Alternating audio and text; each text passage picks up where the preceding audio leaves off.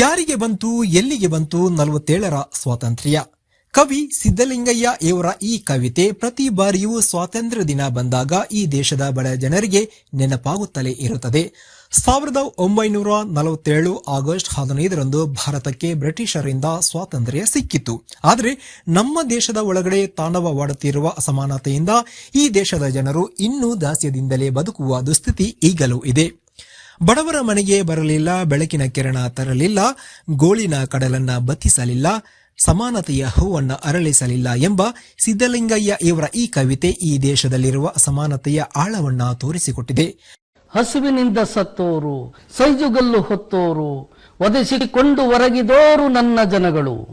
ಕಾಲು ಕೈಯ ಹಿಡಿಯೋರು, ಕೈ ಮಡಗಿಸಿ ಕೊಳ್ಳೋರು, ಭಕ್ತರಪ್ಪ ಭಕ್ತರೋ ನನ್ನ ಜನಗಳು. ಹೊಲವನುತ್ತು ಬಿತ್ತೋರು, ಬೆಳೆಯ ಕುಯ್ದು ಬೆವರೋರು, ಬಿಸಿಲಿನಲ್ಲಿ ಬೇಯೋರು ನನ್ನ ಜನಗಳು. ಬರಿಗೈಲೆ ಬಂದೋರು, ಉಸ್ಸೆಂದು ಕೂತೋರು, ಹೊಟ್ಟೆ ಬಟ್ಟೆ ಕಟ್ಟಿದೋರು ನನ್ನ ಜನಗಳು. ಬಡವರು ಬಡವರಾಗಿಯೇ ಉಳಿದರೆ ಶ್ರೀಮಂತರು ಶ್ರೀಮಂತರಾಗುತ್ತಲೇ ಹೋಗುತ್ತಿದ್ದಾರೆ. ಬಡವರು ಶ್ರೀಮಂತರ ನಡುವಿನ ಅಸಮಾನತೆ ಮಾತ್ರವಲ್ಲದೆ ಮೇಲ್ಜಾತಿ ಕೆಳಜಾತಿ ಎಂಬ ಅಸಮಾನತೆ ಜನರ ಕತ್ತು ಹಿಸುಕುತ್ತಿರುವ ಪರಿಹಾರವೇ ಇಲ್ಲದ ಸಮಸ್ಯೆ ಎಂಬಂತೆ ಬೆಂಬಿಡದೆ ಕಾಡುತ್ತಿದೆ. ಇಂದಿಗೂ ನಮ್ಮದೇ ದೇಶದ ಪ್ರಜೆಗಳು ಭೂಮಿ ವಸತಿ ಇಲ್ಲದೆ ನಿರಾಶ್ರಿತರಾಗಿ ನಿರಂತರವಾಗಿ ಹೋರಾಡುವಂತಹ ಸ್ಥಿತಿ ಇದೆ. ಸಿರಿವಂತರ ಸ್ವಿಮ್ಮಿಂಗ್ ಪೂಲ್ನಷ್ಟು ಜಾಗ ಒಬ್ಬ ಬಡವನ ಗುಡಿಸಲಿಗೆ ಸಿಗದ ಸ್ಥಿತಿ ಇದೆ. ಪ್ರಜೆಗಳೇ ಪ್ರಭುಗಳು ಎಂಬ ಮಾತು ಕೇವಲ ಬಾಯಿ ಮಾತಿಗಷ್ಟೇ ಸೀಮಿತವಾಗಿದೆ. ಚಂದ್ರಯಾನ ಮಾಡುವ ಸಾಮರ್ಥ್ಯ ಇರುವ ನಮ್ಮ ದೇಶದಲ್ಲಿ ಇಂದಿಗೂ ಫುಟ್ಪಾತ್ನಲ್ಲಿ ಮಲಗುವ ನಿರಾಶ್ರಿತರನ್ನ ಕಾಣಬಹುದಾಗಿದೆ. ಎಲ್ಲರಿಗೂ ನಮಸ್ಕಾರ. ನಮ್ಮ ಕಷ್ಟ ನಿಮ್ಗೆ ತಿಳಿಯೋತ್ತಿಲ್ಲ ಗೊತ್ತಿಲ್ಲ. ಇಲ್ಲಿ ನಾವು ಕುಂತಿರೋ ಜಾಗ ನಿಮ್ಗೆ ಗೊತ್ತಾಗಿದೆ.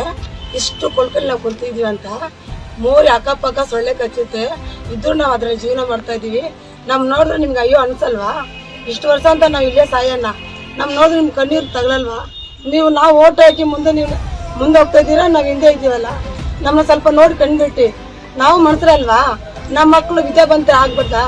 ಅವ್ರು ಇದೇ ತರ ಕೊಳ್ಕಲೇ ಇರ್ಬೇಕಾ? ನೋಡಿ, ನೀವು ಬಂದು ನೋಡಿ. ನೀವು ಕಾರ್ಲ್ ಹೋಗ್ತಾ ಇದ್ದೀರಾ, ನಾವು ನಡ್ಕೊಂಡು ಹೋಗ್ತಾ ಇದೀವಿ. ನಾವು ಕಷ್ಟಪಟ್ರೆ ನಮ್ ಜೀವನ, ಇಲ್ಲದ್ರೆ ಇಲ್ಲ. ನಾವ್ ಇಷ್ಟು ಅಂತ ನೋಡ್ಪಟ್ರು ನಮ್ಮ ಮಕ್ಳರ ಮುಂದೆ ಇರೋ ಅಂತ ನಾವು ಆಸೆ ಪಡಲ್ವಾ? ನಮ್ ಜೀವನ ಹಾಳಾಗೋಯ್ತು. ನಮ್ಮ ಮಕ್ಳರ ಚೆನ್ನಾಗಿರೋ ಅಂತ ಭಾವಿಸ್ತಾ ಇದೀವಿ. ಶ್ರೀಮಂತರು ಮೇಲ್ಜಾತಿ ಮೇಲ್ವರ್ಗದವರು ಎನಿಸಿಕೊಂಡವರು ವಾಸಿಸುವ ಪ್ರದೇಶಕ್ಕೆ ಆಳುವ ಸರ್ಕಾರ ಹೆಚ್ಚು ಮಹತ್ವ ನೀಡುತ್ತದೆ. ಆದರೆ ಬಡಜನರು ವಾಸಿಸುವ ಪ್ರದೇಶವನ್ನು ಅಭಿವೃದ್ಧಿಪಡಿಸದೆ ಸ್ಲಂ ಎಂದು ಹೆಸರಿಟ್ಟು ಕೊಳಚೆಗುಂಡಿಯಾಗಿಯೇ ಮುಂದುವರಿಸುವ ವ್ಯವಸ್ಥೆ ಅತ್ಯಂತ ಅಮಾನವೀಯವಾಗಿದೆ. ಈ ದೇಶವನ್ನ ಆಳುತ್ತಿರುವ ರಾಜಕಾರಣಿಗಳು ತನ್ನ ಮನೆ, ಬಿಸಿನೆಸ್ ಹಾಗೂ ತಮ್ಮ ಕುಟುಂಬಸ್ಥರ ಅಭಿವೃದ್ಧಿಯ ಬಗ್ಗೆ ಯೋಚನೆ ಮಾಡುತ್ತಿದ್ದಾರೆ.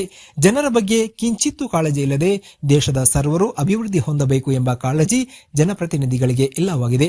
ರಾಜಕಾರಣಿಗಳ ಭ್ರಷ್ಟತನ ದೇಶದ ಅಭಿವೃದ್ಧಿಗೆ ಮಾರಕವಾಗಿದೆ. ಭಾರತ ದೇಶ ಬ್ರಿಟಿಷರಿಂದ ಸ್ವಾತಂತ್ರ್ಯ ಪಡೆದಾಗಿದೆ. ಆದರೆ ನಮ್ಮವರಿಂದಲೇ ಇನ್ನೂ ಸಂಪೂರ್ಣ ಸ್ವಾತಂತ್ರ್ಯವನ್ನು ಪಡೆದುಕೊಳ್ಳಬೇಕಾಗಿದೆ.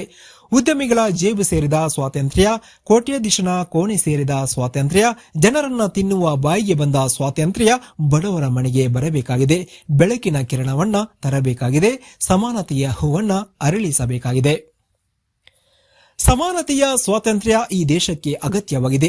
ಉಳ್ಳವರಿಂದ ಕಿತ್ತು ಇಲ್ಲದವರಿಗೆ ನೀಡುವ ಪರಿಕಲ್ಪನೆ ಈ ದೇಶದಲ್ಲಿ ಜಾರಿಯಾಗಬೇಕಾಗಿದೆ. ಪ್ರತಿಯೊಬ್ಬರಿಗೂ ಸಮಾನವಾದ ಆಸ್ತಿ, ಸಾಮಾಜಿಕ ನ್ಯಾಯ ದೊರೆತಾಗ ಅಸಮಾನತೆ ತೊಲಗಲು ಸಾಧ್ಯ. ಅಸಮಾನತೆ ತೊಲಗಿದರೆ ಮಾತ್ರ ಸ್ವಾತಂತ್ರ್ಯ ಎಂಬ ಪದಕ್ಕೆ ನಿಜವಾದ ಅರ್ಥ ಬರಲು ಸಾಧ್ಯ ಎಂಬ ಆಶಯದೊಂದಿಗೆ ನಮ್ಮ ತುಮಕೂರಿನ ಎಲ್ಲ ಓದುಗರಿಗೂ ಸ್ವಾತಂತ್ರ್ಯ ದಿನಾಚರಣೆಯ ಶುಭಾಶಯಗಳು.